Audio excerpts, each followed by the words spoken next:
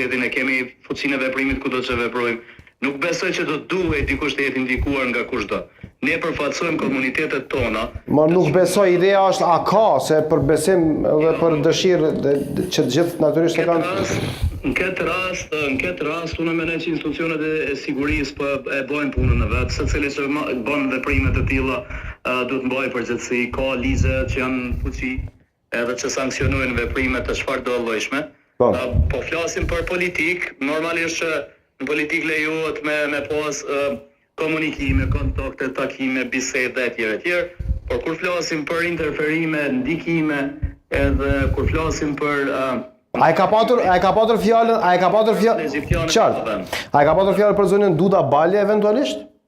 Jo, nuk e di. Nuk e dini. Me thonë drejt, unë kam kërku që të del me emër. Nëse s'gaboj edhe në lidhje tuaja, dhe ku do kam kërku që dilet me emër nëse ka pas një gjë tillë, nuk do doja që ky diskutim të vazhdojnë këtë formë. Unë mendoj që duhet të ulemi sa më shpejt edhe të krijojmë solucionet. Okej, kam disa reagime këtu nga studio, fillimisht nga zoti Zeqiri, i cili e përmendi emrin tuaj, më pastaj nga zoti Bajqenovsi. Përshëndetje zoti Berisha. Përshëndetje ndëruar edhe për juve. Pse ke kërku sherime për emrin e të shantazhuarit kur e din që ti nuk je ai njeri që shantazhohesh nga zoti Radojçes? Unë kam kërkuar në media kur është thonë nëse sikur sonte, edhe prapë po thonë edhe këtu të del me emër dhe të flitet saktësisht për kënd është fjala. Nuk kam pas asnjë arsye për veten time. Ti ke insistuar që të qartësohet, ti ke insistuar që të qartësohet, që të mos lejohen keq kuptime, apo? A është kjo ideja? Mos përmendet emri juaj. Edhe kërkoj falje që kur flet për 10 deputet komunitetar jo shumicë, ne atë që baj pjesë vonë, unë më dal me emër. Nëse ka diçka tjetër nuk ka pas ndaj. Kërkoj falje që thash zoti Radojçes, po dosh më thon kriminali Radojçes. Po. Absolutisht. Po, se kriminal, ajo është me zë dhe figurë.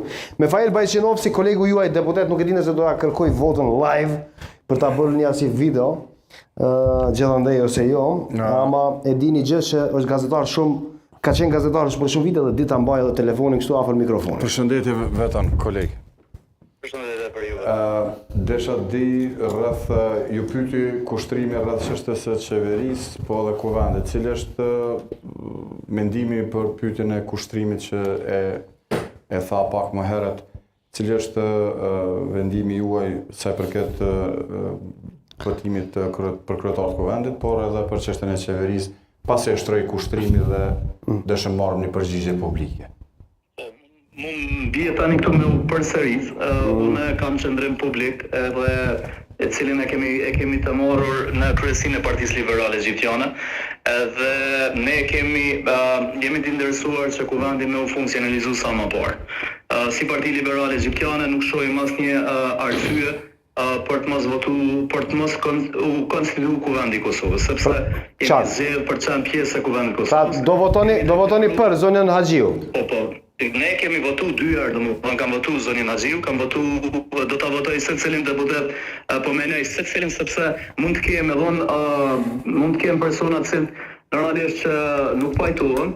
Në rastin tonë, unë duke pas situatën e nevojshme për të filluar kuvendi dhe pastaj për të filluar afatet dhe për të filluar funksionalizimin edhe mekanizma institucione të tjera, unë e shoh të arsyeshme shumë që të konstituohet kuvendi, të votohet kryetari ose kryetaria kushdo të qoftë, edhe pastaj për të kaluar në diskutimin tonë